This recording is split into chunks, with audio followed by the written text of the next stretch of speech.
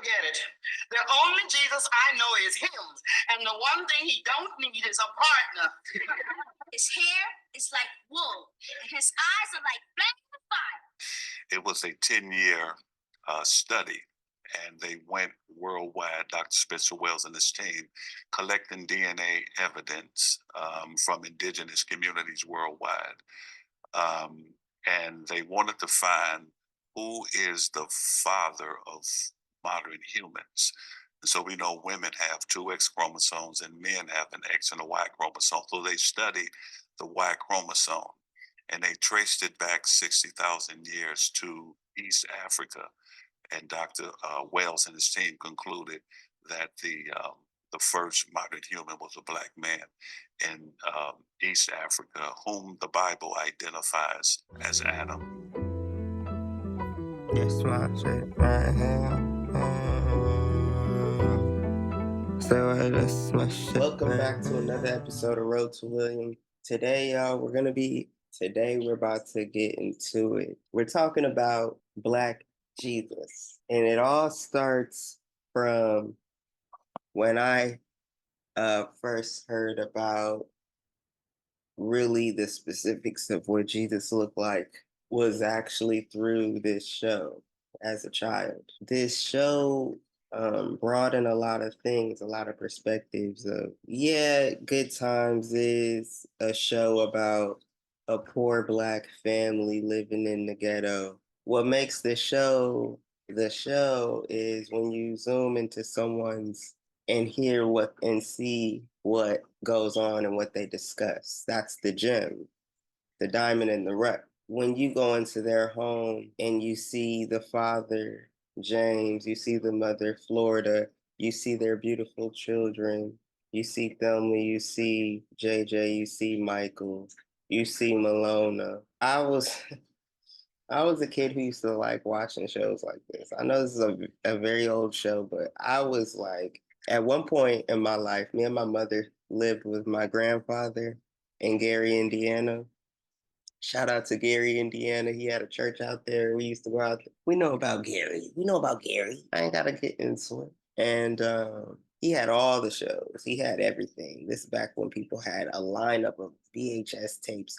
He wasn't quite around once the DVDs came out, but it was plenty of tapes. And I always gravitated toward the Good Times. And like this is before it would be on TV. I'm watching this through tapes. And so I'm just sitting back, put it in the VCR, and I'm just like watching lessons. It was more than a show, it was giving you lessons.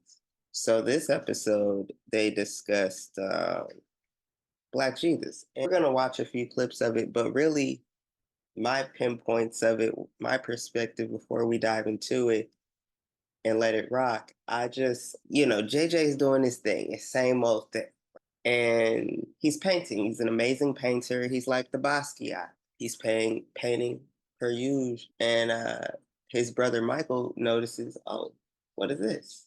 He's looking through because he's trying to find something. He finds this painting. It's in the closet. I don't know really verbatim for what JJ said, but he just kind of shrugged it off like, oh, it's just a painting I did. Or he damn near forgot it. I'm trying to find the clip, y'all. I'm trying to find the clip. Okay? It's only on Apple TV, and I'm not getting that. Like, I really been trying to find this. I'm like, where does it stream? It said Apple TV only. Like, oh, $9.99. I'm like, y'all bugging. Michael is like, I want this. I think we should hang it up. So he hangs it up on the wall. He replaces the white Jesus they had on their main kitchen wall and put up the Black Jesus one. He was like, we should be having a Black Jesus up here. Like, we're Black. And so he's like, we should have a Black Jesus. We're Black. Like, what? So he justified it. He was like, I'm putting it up here. He ain't asked nobody. He just did it. So his mom, Florida, I just did a video on her. Go check that out if you haven't already. She has a lot of wisdom too. I had to do one on her. She comes in, she's doing her every day. It's a normal day. It's like an everyday do. JJ's painting, the dad's out working, the sister out doing her. The mama is at home taking care of the house. She was a housewife. she notices a change on their wall. She's like, what's going on with this? Where's my other Jesus, the Jesus I know that's up here? I don't know this. And we don't dive into it, but Michael kind of gives her a lesson, like, no, Jesus is black. Woo woo. For some reason, it's on Apple TV, but at this point, I'ma just find it on Amazon and just buy the DVD. Like, because at this point, I just want to have it on my own. Let me know in the comments if you've seen this. And also, this is just starting from Good Times, but we're going to dive into other things today. It's going to be a longer video, so sit back, get your snack, relax, because we about to go on a whole roller coaster. And I don't know if y'all going to be ready for that. Are y'all ready for that? Because it's going to be some things you might get up in your feelings for. And to be honest, my channel is about, like, we have to address some stuff, and it's gonna be hard to hear. But if you humble yourself, you will learn because you're listening and you're allowing yourself to grow. They be like, if you don't start this, mother, all right, let's do this. Black Jesus, Good Times. Let me know in the comments if you've seen this episode before. Jesus may have your soul, but mama gonna have you behind. Oh, that's nice. He's hanging there for Black History. You able to say those 3 little words? I love you. No, fill her out. Julie, how come you decided to paint this? I don't know. All of a sudden, I just had divine thoughts on my mind. JJ, back up first. What, having divine thoughts? No, having a mind. I guess I ought to. This is by Detroit Public TV. The Bible is Black History. So they dive into a conversation. We're gonna go on commercial. Go get your snacks. Go get your drinks. Roll one if you want one. Let's go. Reppin' the WNBA, baby. Ayy. Put your W's up. Put your W's up. Put your W's up. PG is free. Back with the Mercury. Let's get back into it. The Bible is Black History. Welcome to American Black Journal. I'm Stephen Henderson. It is Black History Month. The calendar of events at the Charles H. Wright Museum of African American History is, of course, filled with exciting and unique programs. From book signings to films and hip-hop music, the museum is the place to be this month. Joining me now is Charles Farrell, the museum's Vice President of Public Programs, along with author and playwright Bill Harris, who will give a talk on his book, I Gotta Keep Moving, and Piper Carter, founder of the annual Dilla Youth Day event at the Wright Museum. Thanks for all of you for being here. Thank you. Yeah. Let's start with you, Charles. This, you said before we started taping, something that I think is absolutely true, that the museum is the center of the universe in Detroit during Black History Month. Every year, you prove that. Well, absolutely. In fact, Stephen, this year we have 17 programs throughout February to highlight the humanity and the contributions of African Americans. As you know, our mission is to open minds and change lives through the celebration and exploration of African American history and culture.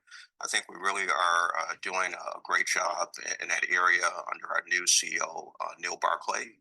And of course, to be surrounded by eminent scholars and literary artists. I think we really want to focus on art and history and telling the story about the humanity. That's our theme this year. As we look at 1619 and 2019, our struggle for human rights. Yeah. We're going to talk with Bill and Piper in a little bit about the programs that they're involved in. But tell us about some of the other big highlights of the museum's programming this month. Well, sure. Just for those who missed it, just to start off, we had the unveiling of Gregory Hines' stamp with the U.S. Postal Service and had a group called Tapology to come and do tap dance. Of course, brought Gregory Hines into Rome through a video. That's always a wonderful program to partner with the U.S. Postal Service for their Black Heritage stamp.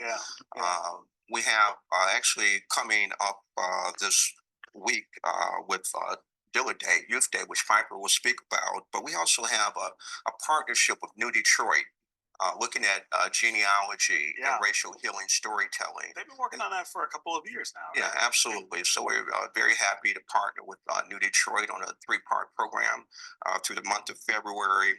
We also partner with University Musical Society out of Ann Arbor, and we have a program focused on Black Lives Matter, art and form, so an art perspective to the Black Lives Matter movement. I want to highlight and leave space for the other panelists, but to talk about a key program this month is our Decolonizing the Mind. For the listening audience who may not be familiar with Ngugi wa Thiong'o, he's considered one of the world's greatest writers. He was nominated 3 times for the Nobel Peace Prize of Literature, and basically talks about the importance of language as a conveyor of culture. He'll be joined by Dr. Gloria House, who happily received the 2019 Eminent Artist Award from Kresge. She's also the site director for our Freedom School, which is held each week, taught by professors to youth in Detroit from 10 to 12:30. They'll be involved in the conversation on February 26th. Then on the 27th, we have a workshop actually engaged around the role of the cultural intellectual artist with the great Ngugi wa Thiong'o. So we, As usual, it's just a calendar chock full of events that people cannot just go and listen or watch, but actually participate. oh, absolutely, absolutely. And of course, you know, the center of our exhibition center and Still We Rise exhibition, we really this year are treating people to come out and join us as members. This is a year of membership drive for the museum. It's very modest. At $35 for general membership, $5 for students. So we like everybody. This museum belongs to our entire community to be a member and to participate and have that interactive relationship around our history, which is really world history. Bill, you're going to give a talk about your book. Tell us what that's about. Actually, it's a book of short stories. I'm going to read at the program, and then there will be a brief conversation between somebody yet to be named, and then we'll open it up to the public. So tell us about the stories that are in this book. It's actually in 3 parts. The title is "I Got to Keep Moving," and it's about the migration of Black people from the South toward the North. The first section is on a fictional plantation in Alabama in 1830s. Really wanted to try and understand slavery, how people made it through that, trying to get into the minds of these people who preceded us, made the trip for us, and explained to us who we are through them. So again, first story is Africans in 1830 as they speak to what their reality was. There are other stories about slave children, how the institution affected them. Bring it up to adults. There's one of the men who works on the plantation who reacts to something that has happened to one of the children. How he's trying to find himself, trying to define himself within this system. Second part of the book is called Pearl and Son. It's about a mother from that area and her blind child, and essentially they're on the road. She is trying to find a place for herself and her son in the 1920s, 1930s, up to the 1940s. And the last section is a family who have called, after they were released from slavery, have called themselves the Nevins, because they always want to be an irritant to these white people who were on the plantation. It's their story. It takes it up into the 60s. One of the characters particularly who found a way to be an irritant to these people because she knows her history, and one of the white people there is trying to write his history, and she makes him understand that he can't write his history unless he understands hers. Wow. That'll be a wonderful talk, and it fits right into the theme of course, Black History Month. Indeed. Yeah, you can't tell a story about America without telling the story about Black people. Piper, Bill-A-Day. Yes. Once Again, again, right? it's 8th year. We do this every year. Yes, yes. Tell those viewers who do not know about Bill-A-Day what it is. Well, it's an extraordinary day dedicated to Jay Dilla, who is from Detroit. He passed from lupus in 2006, and he was from the Coney Gardens area. Under the tutelage of our great Amp Fiddler, he learned how to open up what's called an MPC, which is an electronic musical instrument, and tweak it and create this sound. And that is how he created the genre of neo soul. And so with that, and the tradition of hip hop in general, with technology being a central part of how hip hop was and is created, we want to utilize that to inspire young people to enter STEAM and various arts, culture, and technological interests, Yeah. but hopefully careers. Yeah. And yeah. so what we do is we bring in a lot of the people who are professional producers and music artists who actually work with Jay Dilla, and they work with the young people teaching them. And we've expanded that into opening up to various youth programs throughout the city that offer arts and culture, as well as technology programs. Everything's hands-on, everything is free. We have all ages. We even have a whole early childhood center, which is going to take place inside the Inspiring Minds exhibit. That's for 6 and under. So hands-on STEAM activities for young folks, because we know our young people are very talented and excited to be makers and creators from an early age. We also have a teen center. We know that our teens need their own space so that they can be more serious and learn from each other and hear from one another. So we'll have great workshops happening in there, things like how to get your music played on the radio. Things Very they want to know, important. very important. And then we also have throughout the entire museum, in the rotunda, we have DJs that'll be teaching hands-on DJing and also movement, because we have to engage our bodies to engage our minds. We're dealing with young folks. We'll have the B-boys there. We'll have all types of vendors. And it's just a really, really wonderful, exciting family day that's open to the public. Yeah, and that crossover between the tech side and the arts is the thing that I always think is so cool. I mean, it's wonderful to be into tech, and it's where a lot of careers are, but it does overlap with creativity. Yeah. And especially in music. So, And being solution oriented. yeah. And especially now where we're moving into less of the traditional types of jobs that deal with intensive physical labor, and more being on the global market, where we get a chance to invent solutions to our world's most pressing issues. Yeah.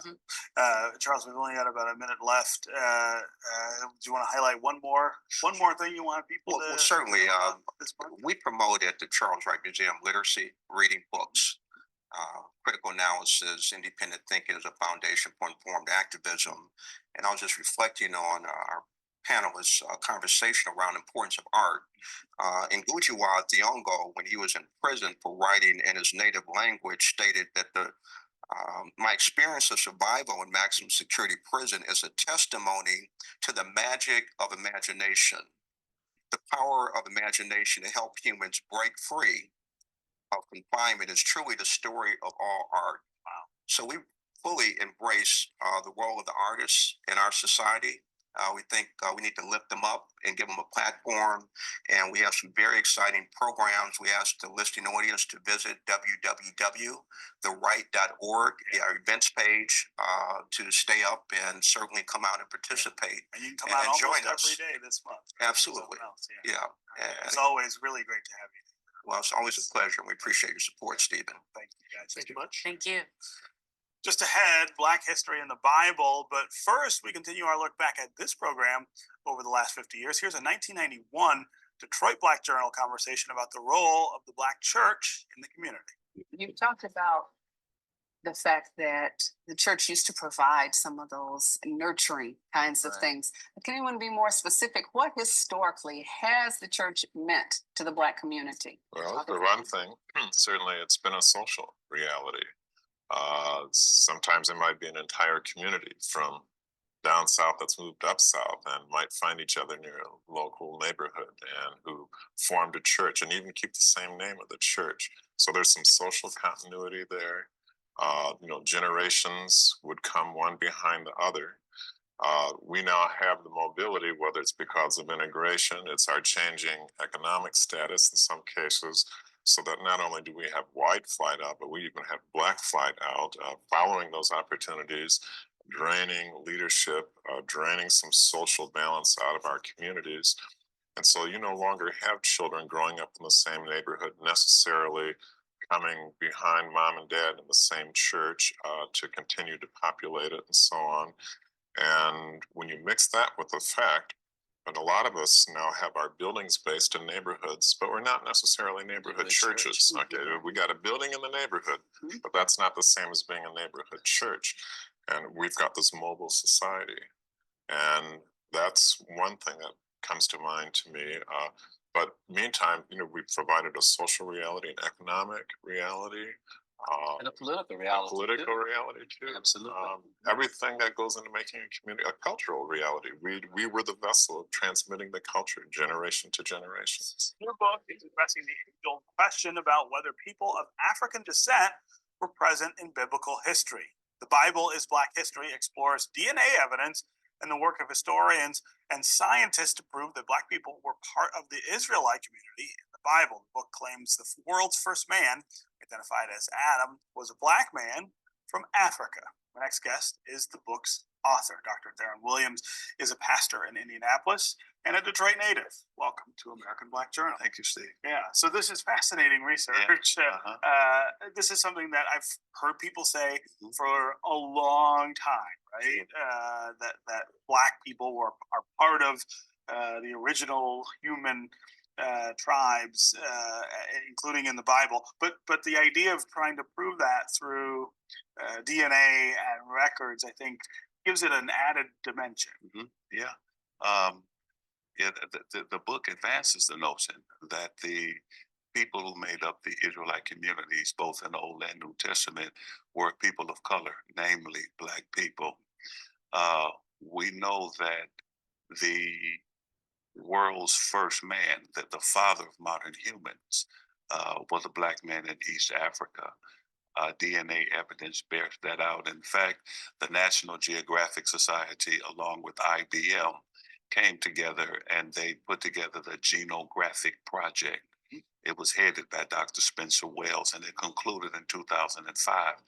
It was a 10-year study, and they went worldwide, Dr. Spencer Wells and his team, collecting DNA evidence from indigenous communities worldwide. And they wanted to find who is the father of modern humans. And so we know women have two X chromosomes and men have an X and a Y chromosome. So they studied the Y chromosome and they traced it back 60,000 years to East Africa.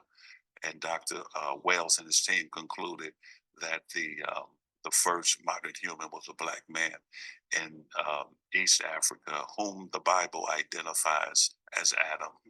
So we know that through DNA evidence. And then the descendants of Adam, obviously, would have been Black people. Right. Tell me what made you interested in this subject. What made me interested, Stephen, is that in the Black church, we were having a defection of African-American young people, millennials. And I was trying to figure out why were they defecting from the church, and where are they going, and why are they leaving? It wasn't like my generation. I'm a baby boomer. We came to church and we didn't ask many questions or anything. Yeah. You just did it because you were supposed to. We did it because we were supposed to, but this generation of millennials are now asking questions. They're questioning the efficacy of the church. They're questioning the authenticity of the scripture. They're questioning the historicity of Jesus. And the church has not answered those questions adequately enough. And so this was a study. It started off as a study, particularly for my millennials at our church. And it turned into a 9-month study, and then that study turned into a book. So it was as if the millennial generation pushed me into writing this book. What lessons, other than sort of the obvious connection to modern African and African American people, what lessons do you feel we should draw from this evidence, this proof that Black people were among these early tribes of humans? Well, it's empowering, because it contradicts the traditional notion that the people of the Bible, from Adam all the way to Jesus, were people of European descent. And that's just not true. That's just not factual. And so it's empowering to a community to look in the biblical text and see themselves as a part of salvation history, not sitting on the sideline waiting for someone else to win salvation for us. Yes. But that people of African descent were actually the authors of salvation history, which draws the African American reader into the story, because part of me is in the story. That's empowering. Yeah. And you think about the sort of easy logic of some of this truth. I mean, if you think about where life begins and sort of what part of the world most of the Bible takes place in, if you go there even now, it's not like you see people of European descent there. I mean, you see people of African and Middle Eastern descent. And yet, as you point out, all of the stories for forever really have been told as though the principal characters are all of European descent. Sure. And people raise a question to me, as I lecture around the country on this topic, particularly when it comes to the racial makeup of Jesus Christ. People ask, what difference does it make? I mean, he died for our sins. He's the savior of the world. And the answer is that that's the wrong question. What difference does his color make? That's the wrong question. The question is, since we know that Jesus Christ was not a Scandinavian, because he's depicted as Scandinavian, he's depicted as a European in the traditional images of Jesus. And we know that he didn't look like that. The question is not what difference does his color make? The question is, why have he been whitewashed? Why have we done that? Why have we allowed that? That's the question that we should be pursuing. Yeah. In the neighborhood where I was born, here in Detroit, there's a Catholic church called St. Cecilia, which in the 1960s, like many Catholic churches in the city, was starting to change in its population as the city was changing, and it was becoming more African American. And the priest there told an African American artist who was a member of the congregation, to paint a mural behind the altar. And he said, I want you to try to reflect what you think, why you feel connected to this religion and to this church. And this artist painted a 35 foot image of Jesus as a black man. And the controversy that ensued is legend, not just in the neighborhood, but all over the country. I mean, the Washington Post came and wrote a story about it. But that reaction when someone suggested in the late 1960s, hey, this is who I see when I think about Christ. I see an African American. It elicited this very visceral response. Right? People are very protective of these other images, and I think that speaks again to the importance of making sure the truth is understood. I think it's one thing to say everyone should be able to see themselves in the church and Christ, but then there's also the necessity to have fact rule our discussion of those. Sure. Jesus was a human being, a historical figure, and he bore the indigenous physical characteristics of his community, of the other people from that area. Yeah, right? He is a historical reality, and so to negate his color, to negate his racial composition, is to negate part of who he is, because his race, the way he looked, is a part of his ontological being. It's a part of him. So you can't separate Christ from his ethnicity, from his color, and say you are accepting Christ as your Lord and Savior. You either accept all of them or you don't accept it at all. And we don't have the luxury to say that I am going to conform Christ into a color that's comfortable for me. Right. You can't do that. All right. Well, congratulations on the work, and thanks very much for being Already. here. Thank you, man. Good to have you Appreciate all it. in Detroit. right? Already. All right. God bless you. Finally, today, we hope you can join us as we celebrate 50. All right, let's keep going. Cultural, the political, and the spiritual, radically redefining the role of Black Christianity in a revolutionary new era. White theology basically is a theology which has defined the Christian faith in such a way that it has no relationship to Black people. In 1969, James Cone, a professor at Union Theological Seminary, published Black Theology and Black Power. Whose witness is making its way into seminaries.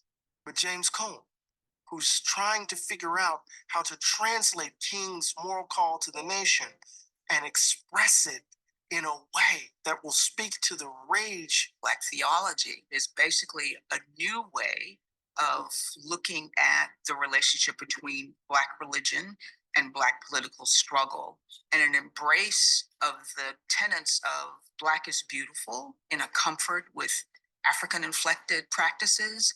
God is on the side of the oppressed.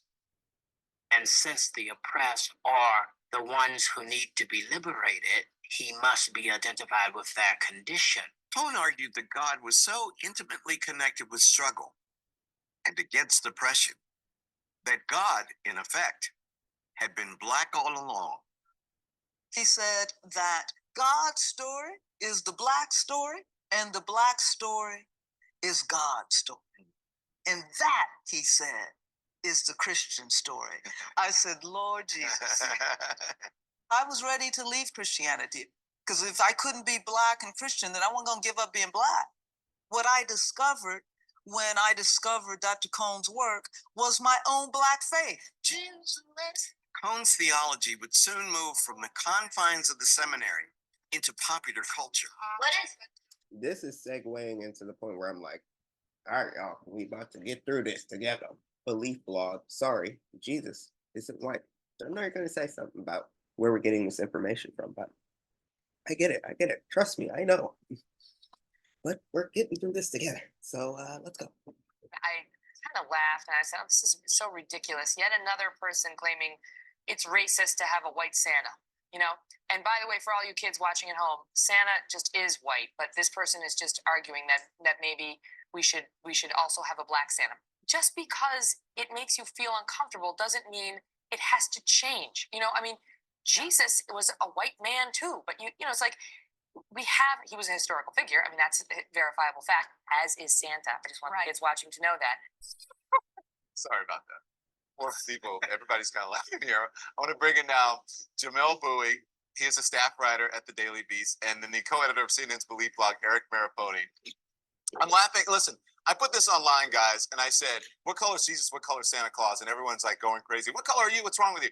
I can't believe I'm discussing this either. That is the most responses I think I've gotten in a year on social media is when I put that question up. And when I posted something last week about someone who looked like Jesus selling Christmas trees, the internet went crazy. So Jamel, in an article that you wrote, you said that Kelly thinks that the idea of a racially inclusive Santa Claus is utterly ridiculous and that she's wrong. Why is she wrong? Explain that. I think she's wrong because there's already racially inclusive Santa Clauses. I grew up with a Black Santa Claus. All of our Santas were Black. All of our Mrs. Clauses were Black. Like this, not every family has a white Santa, and I think that's perfectly fine. And I think Aisha Harris's idea that since there are so many different kinds of Americans, that maybe we should simply take race out of the question altogether isn't a bad one at all. I think if we're trying to err on the side of inclusivity, then definitely Penguin Santa makes sense. But to get outraged at the idea that there are non-white Santas is ridiculous, because I guarantee you right now, that if you were to walk into the home of an African American person, almost anywhere in the country, you would find a black Santa Claus and black angels and a black Jesus. Well, I think you would find a black Santa Claus in every black home because Santa Claus is black in black homes, and Santa Claus is white in white homes. Santa Claus is Mexican in Mexican homes. So let me just tell you, Santa Claus to me is a black man. Now listen, Eric, I want to ask you this. I was with her.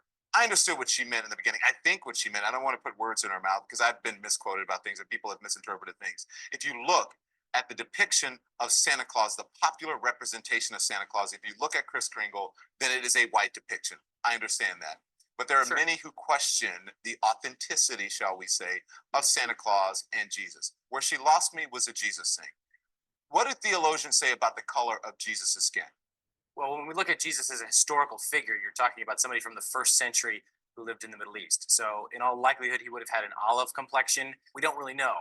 What we do know is how artists have depicted him over the years. And like you said, like with Santa Claus, oftentimes cultures will, it's almost a mirror of who's doing the depiction as to what Jesus turns out. When you go to Jamaica, you see a Jamaican Jesus. When you go to countries in Asia, you'll often see an Asian looking Jesus. And here in the United States and in North America and Europe, you see I want to say that, Eric, I want to say that to Eric and Jamel. When you mentioned Jamel, Santa Claus in black families, I mean, you're talking about ornaments and pictures, but not in every black family's home that I went to as a kid that they have black Santas or black Jesus. There were some white Jesuses hanging up on the wall in black homes.